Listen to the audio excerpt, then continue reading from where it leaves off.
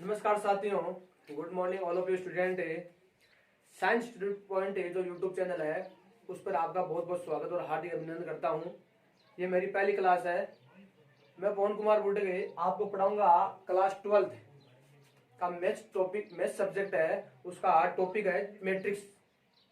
सबसे simple topic है। वैसे तो हमारे पास जो क्लास 12th है उस क्लास 12th में एनसीईआरटी सिलेबस है जो अभी 2021 और 22-70 में चलेगा। एनसीईआरटी सिलेबस है। उस सिलेबस में जो पहली हमारे पास एक्सरसाइज है उस एक्सरसाइज का नाम है संबंध और फलन। दूसरी एक्सरसाइज है उसका नाम है प्रतिलोम त्रिकोणमितीय फलन। 3 नंबर चैप्टर है उसके बारे में बात करेंगे। सबसे सिंपल टॉपिक है पहली बार आएगा। क्लास आपने 11th में पढ़ा है ना, क्लास 10th में पढ़ा है, परंतु सबसे पहले पढ़ोगे आप क्लास 12th में पढ़ोगे अभी। अब टॉपिक का नाम क्या है? टॉपिक का नाम है आयु, बोलते हैं मैट्रिक्स, मैट्रिसेस। क्लास 12th का टॉपिक है ये। चैप्टर नंबर 3 है आयु मैट्रिक्स। इसके बारे में बात करेंगे अपन। पहली बात तो अपन मैट्रिक्स पढ़ते क्यों है? क्योंकि अभी तक आपने तो मैट्रिक्स नाम सुना है, आयु क्या होता है, और न आपने मैथ में कभी इस प्रकार की प्रॉब्लम को सोल्व किया है। तो सबसे पहले अपन ये जानेंगे कि अपन मैट्रिक्स पढ़ते क्यों है, मैट्रिक्स की उत्पत्ति कैसे हुई और मैट्रिक्स में अपन क्या क्या पढ़ेंगे। तो सबसे पहले मैं बता देता हूँ मैट्रिक्स क्यों पढ़ते हैं अपन। मैट्रिक्स क्या होती है हमारे पास। सबसे बेस्ट इसका एग्जाम्पल बताऊं मैं आपको, तो सबसे बेस्ट एग्जाम्पल है मैट्रिक्स आयु पढ़ने के लिए अपन इसके लिए पढ़ते हैं। रैखिक जो समीकरण होती है उन रैखिक समीकरणों का हल ज्ञात करने के लिए, जो रैखिक समीकरण होती है उनका हल ज्ञात करने के लिए अपन मैट्रिक्स का सबसे अच्छा यूज है। वो आपके सिलेबस में भी है। जो चैप्टर नंबर 4 है, इससे अगले वाला चैप्टर है, उस चैप्टर में पढ़ेंगे अपन कि मैट्रिसेस या आयु है उसी का यूज रैखिक समीकरणों, जो अलजेब्रा जो बीजगणित है उसमें जो रैखिक समीकरणें होती हैं उनका मान निकालने के लिए, उनकी वैल्यू ज्ञात करने के लिए मैट्रिक्स का यूज कैसे करते हैं। तो वहां पर यूज होगा तो पहले आपको मैट्रिक्स के बारे में पता होना चाहिए कि मैट्रिक्स क्या होती है, उसकी परिभाषा क्या होती है, वो अपन उसमें और क्या कंटेंट आएंगे, क्या क्या कंटेंट आएंगे। अपन 4-5 कंटेंट पढ़ेंगे। सबसे पहले पढ़ेंगे अपन मैट्रिसेस की परिभाषा। मैट्रिसेस की परिभाषा पढ़ने के बाद में अपन पढ़ेंगे मैट्रिसेस की कोटि क्या होती है, फिर उसके प्रकार पढ़ेंगे, फिर उसके उदाहरण पढ़ेंगे, फिर उसके कुछ क्वेश्चंस करेंगे। फिर आपके पास जो मैट्रिसेस का जो जितना भी बेसिक नॉलेज है वो कंप्लीट हो जाएगा। बेसिक नॉलेज कंप्लीट होने के बाद में इसके यूजेस बढ़ेंगे, उसकी जो हाई प्रॉब्लम्स हैं, जो क्वेश्चंस हैं वो क्वेश्चन सोल्व करेंगे। तो मैट्रिक्स आयु है, उस आयु की परिभाषा सबसे पहले पढ़ेंगे अपन। परिभाषा क्या होती है, डेफिनेशन। तो मैं परिभाषा बताता हूँ। सबसे पहले हमारे पास आयु होता क्या है, मैट्रिसेस होती क्या है। हमारे पास ध्यान रखना, ये एक अरेंजमेंट होती है, व्यवस्था होती है संख्याओं की। तो इसकी परिभाषा किस प्रकार से दी जाती है? परिभाषा यह होती है कि हमारे पास संख्याएं हैं, संख्याओं को, वो संख्याएं वास्तविक संख्या भी हो सकती है और समी संख्या भी हो सकती है, रियल नंबर हो भी सकता है, कॉम्प्लेक्स नंबर भी हो सकता है। तो संख्याओं को पंक्तियों व स्तंभों में आयताकार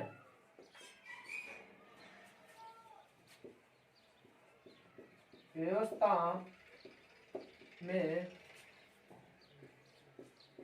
प्रदर्शित करना ही, आयताकार व्यवस्था में प्रदर्शित करना ही क्या कहलाता है हमारे पास, आयु कहलाता। ये पहली परिभाषा, सबसे पहली परिभाषा हमारे पास है। जो बहुत सारी परिभाषा देखिए आप अलग जगह देखोगे। पहली बात तो परिभाषा में आपको ध्यान रखना है आयु क्या होता है। आयु हमारे पास होती है आयताकार व्यवस्था होती है। ये आयताकार वर्ड बहुत इंपॉर्टेंट है। आयताकार व्यवस्था होती है, उस आयताकार व्यवस्था में ये दो चीजें भी इंपॉर्टेंट है, ये तो पंक्तियों और स्तंभों। आयताकार व्यवस्था होगी, इसमें कुछ तो क्या होगी, पंक्तियां होंगी, और कुछ क्या होगी हमारे पास, स्तंभ होंगे।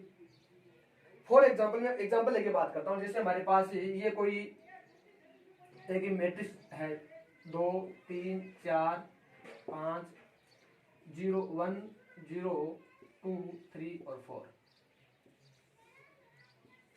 ये हमारे पास एक मैट्रिक्स है। मैट्रिक्स में होता क्या है, मैट्रिक्स में हमारे पास संख्याएं हैं, ये जो जितनी भी हैं ये सभी क्या है हमारे पास संख्याएं हैं, संख्याएं हैं। ये हमारे पास पंक्तियां कहलाएगी। ये प्रथम पंक्ति है, इसको पंक्ति बोलते हैं, प्रथम पंक्ति। ये क्या है हमारे पास द्वितीय पंक्ति है,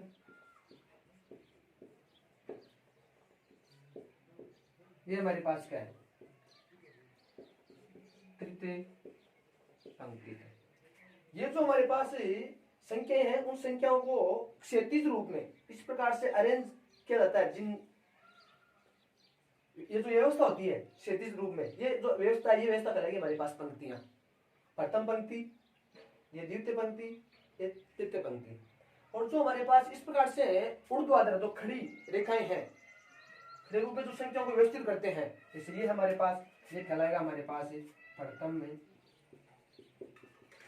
स्तंभ, ये कहलाएगा हमारे पास द्वितीय स्तंभ, ये क्या कहलाएगा हमारे पास तृतीय स्तंभ। फर्स्ट रो, ये फर्स्ट रो है, ये क्या है हमारे पास सेकंड रो है, ये क्या है हमारे पास थर्ड रो है, ये क्या है हमारे पास फर्स्ट कॉलम है, ये क्या है सेकंड कॉलम, ये क्या है थर्ड कॉलम। ठीक है, अब ये हमारे पास एक मैट्रिक्स का एग्जांपल था।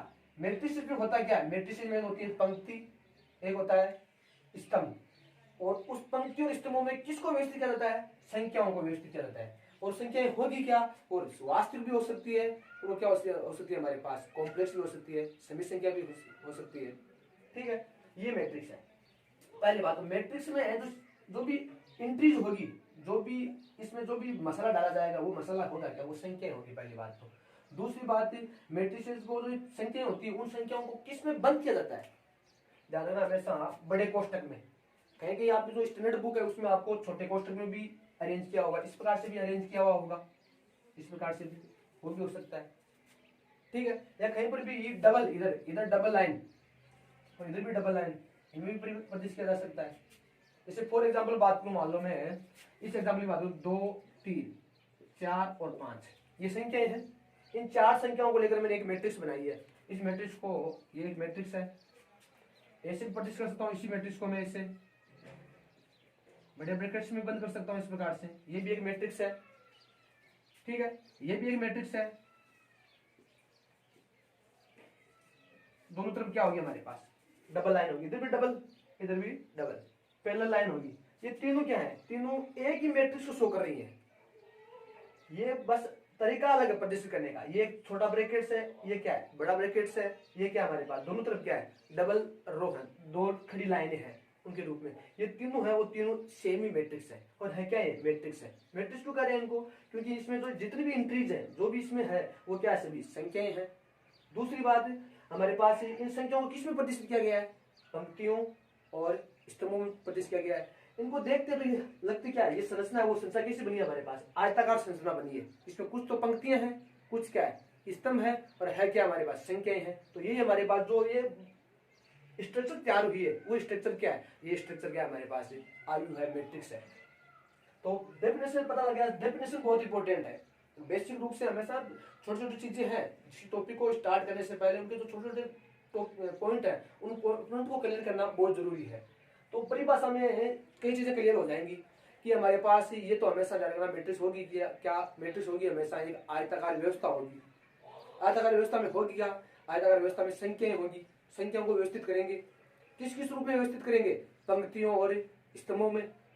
ठीक है, ये चलेगा हमारे पास। फिर ध्यान रखना, जो आयु है वो आयु हमारे पास एक व्यवस्था है, न कि कोई वैल्यू। कोई वैल्यू नहीं है, ये एक स्ट्रक्चर है, व्यवस्था है, संख्याओं की व्यवस्था है। ये ध्यान रखना हमेशा, किसी को वैल्यू नहीं है ये। जैसे मैं ये कहूँ कि ये 2 3 4 और 5 ये चार वास्तविक संख्या है। इन चार वास्तविक जो मैंने इस प्रकार से अरेंज कर दिया, ये क्या कहला रही है, इस टाइम क्या कहला रही है, हमारे पास मैट्रिक्स कहला रही है। परंतु इन्हीं संख्याओं को मैं ऐसे लिख दूं, मान लो 2 3 4 और 5, न तो कोई ब्रैकेट्स लगाऊं न और कुछ लिखूं, ऐसे लिख दिया मैंने, तो ये क्या नहीं है इस टाइम, ये क्या नहीं कहलाएगा इस टाइम, ये मैट्रिक्स नहीं कहलाएगी। पहली बात तो जितनी भी संख्याएं हैं उन संख्याओं को अरेंज करो। अरेंज किसमें करो, पंक्ति और स्तंभों में। उसका अरेंजमेंट हमेशा पंक्ति और स्तंभों में होना चाहिए। दूसरी बात, उसको या तो छोटे ब्रैकेट्स में बंद करो या किसी बड़े ब्रैकेट्स में, या इस प्रकार के साइन में, दोनों तरफ डबल रो, इस प्रकार से खड़ी रेखाएं जो पैरेलल एक दूसरे के, ये इस प्रकार से दो, तो वो क्या कहलाएगा, हमेशा आयु कहलाएगा, मैट्रिक्स कहलाएगा। ठीक है, जैसे ये संख्या है, इन संख्याओं में ऐसे प्रदर्शित करता हूँ, मान लो एक यहाँ पर लिख दी, एक यहाँ पर लिख दी, और एक यहाँ पर लिख दी, और एक यहाँ पर लिख दी, वही 4 संख्याएं हैं, 2 3 4 और 5, इनको इस प्रकार से व्यवस्थित कर दिया मैंने। अब ये जो स्ट्रक्चर बनी है, ये कोई स्ट्रक्चर है, ये स्ट्रक्चर क्या नहीं है, ये मैट्रिक्स नहीं है, क्योंकि इसका जो परिभाषा दी गई है, पहली बात तो कोई पंक्ति नहीं है, पंक्ति हमेशा क्या होती है, इस प्रकार से सीधी खड़ी थोड़ी आड़ी लाइन होती है।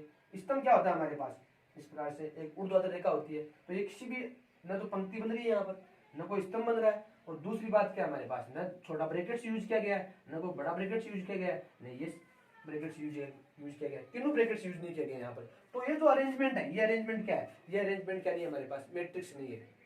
ठीक है, तो परिभाषा ध्यान रखना, हमेशा संख्याओं को पंक्तियों व स्तंभों में आयताकार व्यवस्था में प्रदर्शित करना क्या कहलाता है, आयु कहलाता है, मैट्रिक्स कहलाता है। ठीक है, अब मैट्रिक्स के बारे में बेसिक चीज तो पढ़ ली अपने, परिभाषा होती क्या होती है। अब अपन पढ़ेंगे इसका निरूपण, इसको रिप्रेजेंट कैसे किया जाता है, इनको प्रदर्शित कैसे किया जाता है, तो उसके बारे में पढ़ेंगे अपन। तो दूसरा हमारा पास आज जो टॉपिक है, उस टॉपिक का जो कंटेंट है, जो पॉइंट है, वो क्या होगा, वो होगा हमारे पास निरूपण होगा, किनका, अवयवों का, मैट्रिक्स का। तो निरूपण पढ़ेंगे, तो निरूपण देखो किस प्रकार से करते हैं।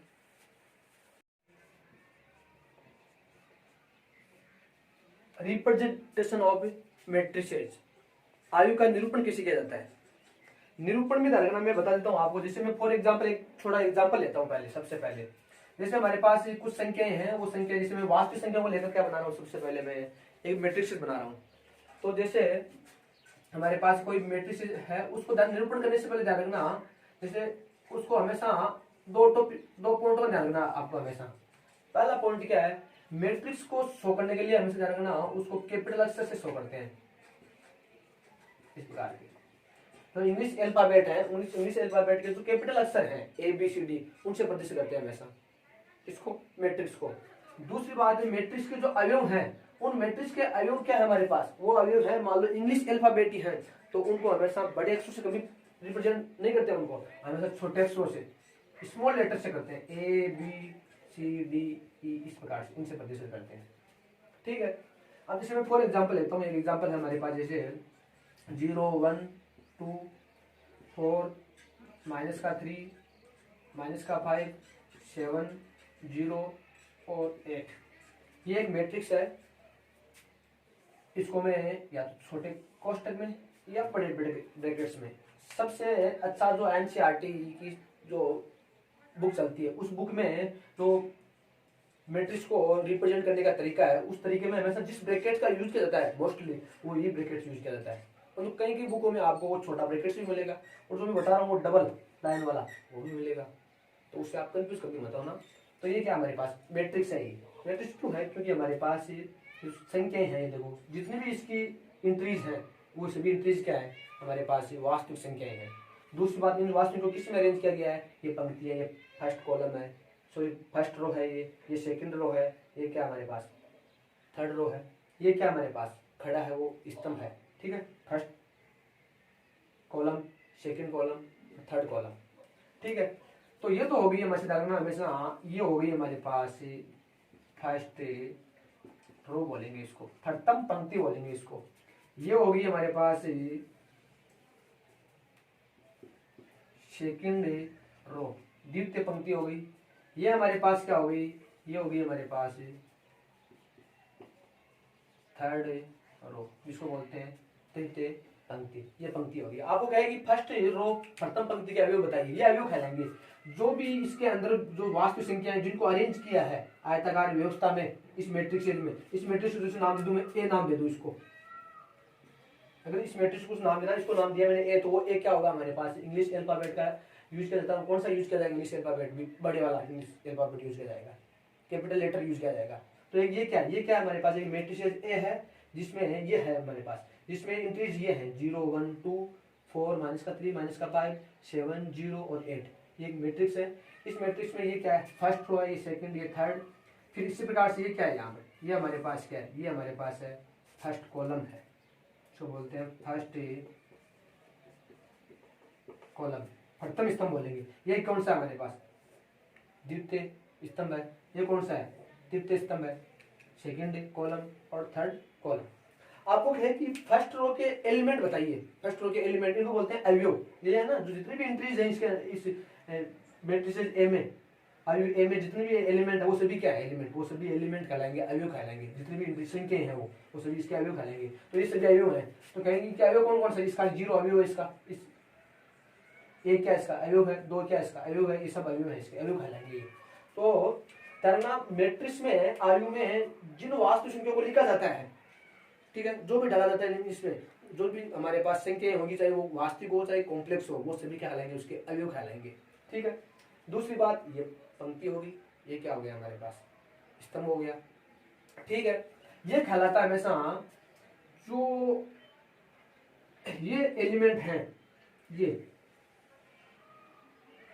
आयताकार व्यवस्था में जो ये एलिमेंट है, ये एलिमेंट कहलाते हैं विकर्ण के अवयव,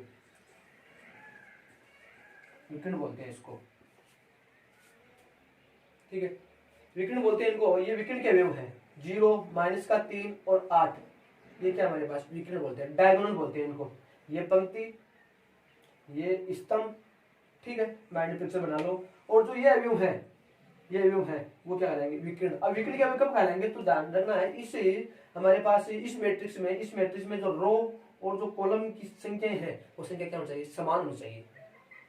ठीक है ना। कई मैट्रिक्स ऐसी भी हो सकती है जिनकी क्या हो, पंक्ति ज्यादा हो, स्तंभ क्या हो, कम हो, स्तंभ क्या हो, ज्यादा हो और पंक्ति क्या हो, कम हो, या दोनों क्या हो सकते हैं, आपस में बराबर भी हो सकते हैं। परंतु जिस मैट्रिक्स में आयु में हमारे पास क्या है, पंक्ति और स्तंभों संख्या क्या है, समान है, तो जो ये अवयव हैं इस मैट्रिक्स के, जो ये अवयव वो क्या कहलाते हैं, ये अवयव कहलाते हैं विकर्ण के अवयव कहलाते हैं। ये विकर्ण हो गए हमारे, डायगोनल हो गए हमारे पास। ठीक है। अब ध्यान रखना, इस मैट्रिक्स ए की कोटि का मतलब क्या होता है। अब अपन कोटि के बारे में पढ़ेंगे। कोटि क्या होता है, जिसको बोलते हैं ऑर्डर। कोटि का मतलब होता है, कोटि को अगर आपको पता लगाना कि कोई भी मैट्रिक्स है उसकी कोटि क्या होती है, तो सबसे पहले उसको आपको देखना है कि उसमें पंक्तियां कितनी है, रो कितनी है, उस रो की संख्या देखनी है आपको। दूसरा आपको क्या देखना है, दूसरा देखना आपको उसके स्तंभ, कॉलम क्या है वो देखने। जैसे ये मैट्रिक्स है, इस मैट्रिक्स में कितनी पंक्तियां हैं, 1, 2 और 3, और कॉलम कितने हमारे पास, कॉलम भी कितने हमारे पास, 3। तो इसका ऑर्डर क्या हो गया, 3/3। पहले हमेशा किसी भी पंक्ति का, किसी भी मैट्रिक्स का कोटि लिखनी है, तो उस कोटि लिखनी है तो सबसे पहले लिखा जाएगा, वो लिखा जाएगी पंक्तियों की संख्या, और यहाँ पे क्या लिखा जाएगी, हमेशा स्तंभों की संख्या। ये क्या है, हमेशा ये आ गई हमारे पास पंक्तियों की संख्या होगी।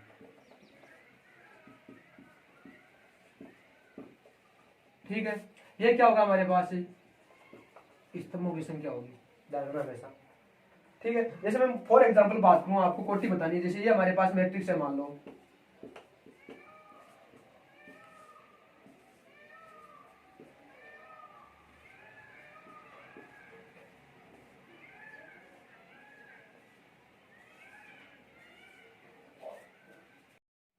तो ये मैट्रिक्स दी गई, दो मैट्रिक्स है, दो मैट्रिक्स का एग्जांपल लेता हूं आपके सामने। इन दो मैट्रिक्स हैं, उनकी अपन कोटि लिखेंगे, ऑर्डर लिखेंगे।